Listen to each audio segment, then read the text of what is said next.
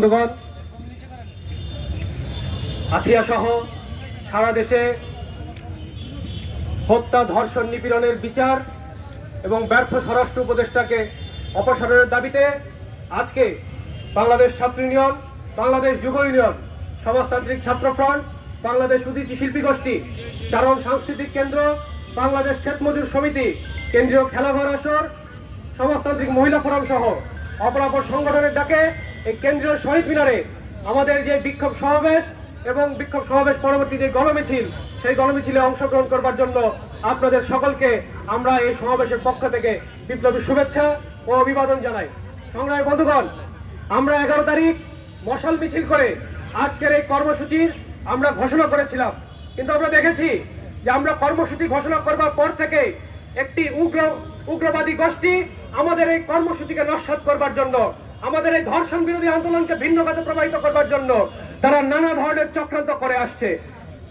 আমরা দেখেছি যে পতিত স্বৈরাচার আওয়ামী লীগ তারাও এই ধর্ষণ বিরোধী আন্দোলনকে ব্যবহার করে তারা পুনর্বার ক্ষমতায় যে পুনর্বাসন, সেই পুনর্বাসনের স্বপ্ন দেখছেন।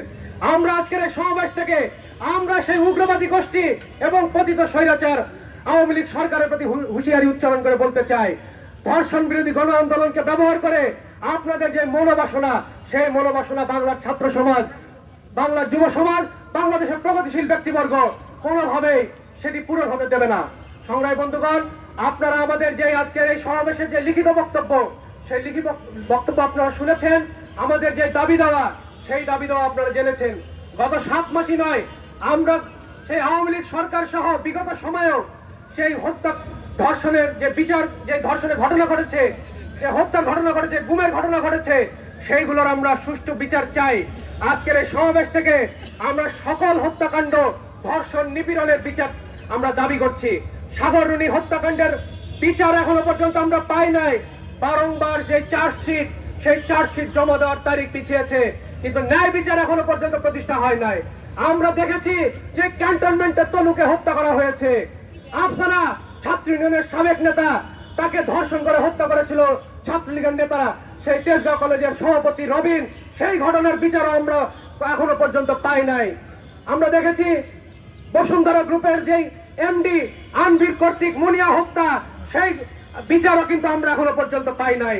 সর্বশেষ সংযোজন আমরা দেখেছি যে আসিয়া হত্যাকাণ্ড, এর পরবর্তীতে আমরা দেখেছি বরগুনায় একজন কিশোরীকে ধর্ষণ করা হয়েছে এবং সেই কিশোরীর পিতা যখন থানায় যে মামলা দায়ের করতে গিয়েছেন, তখন তাকে কুপিয়ে হত্যা করা হয়েছে। সংগ্রামী বন্ধুগণ, আমরা যখন ব্যর্থ স্বরাষ্ট্র উপদেষ্টার অপসারণ দাবি করছি, তখন একটি স্বার্থান্বেষী মহল আমাদেরকে নানাভাবে ট্যাগ দেওয়ার চেষ্টা করছে।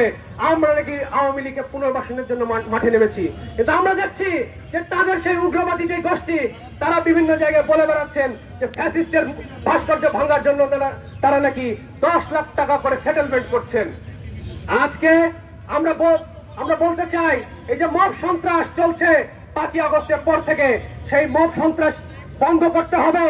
একই সাথে এই মব ভায়োলেন্সের মধ্য দিয়ে যাদেরকে হত্যা করা হয়েছে তাদের সুষ্ঠু বিচার করতে হবে। চট্টগ্রামে আমরা দেখেছি ইসকন নেতা চিন্ময় দাসকে গ্রেপ্তারকে কেন্দ্র করে চট্টগ্রাম কোর্ট প্রাঙ্গণে আইনজীবী সাইফুল ইসলাম আলিফকে হত্যা করা হয়েছে। সেই হত্যারও বিচার এখনো পর্যন্ত এই সরকার করতে ব্যর্থ হয়েছে। জুলাই আগস্ট অভ্যুত্থানের পরে জনগণের চাওয়া অনুযায়ী এই অন্তর্বর্তীকালীন সরকার ক্ষমতায় এসেছে, কিন্তু ক্ষমতায় আসার পরেও তাদের যে অগ্রাধিকার হওয়ার কথা ছিল এই জুলাই আগস্ট হত্যাকাণ্ডের বিচার করা, আহত ব্যক্তিদের সুচিকিৎসার ব্যবস্থা করা এবং শহীদ পরিবারের যথাযথ পুনর্বাসন করা, সেই কোনো কার্যক্রমই কিন্তু আমরা এই অন্তর্বর্তীকালীন সরকার থেকে পাই নাই। আমরা দেখছি অন্তর্বর্তীকালীন সরকার ব্যস্ত রয়েছে গণপরিষদ নির্বাচন তারা দেবেন কিনা, তারা ব্যস্ত রয়েছেন, তারা এই নতুন রাজনৈতিক দল গঠনে তারা ব্যস্ত রয়েছেন।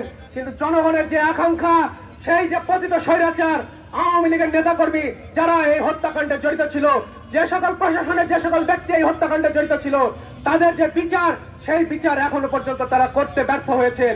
আমরা অবিলম্বে এই সমাবেশ থেকে সেই হত্যাকাণ্ড, জুলাই আগস্ট হত্যাকাণ্ডের বিচার তা অবিলম্বে শুরু করবার জন্য এই সরকারের প্রতি আহ্বান জানাচ্ছি।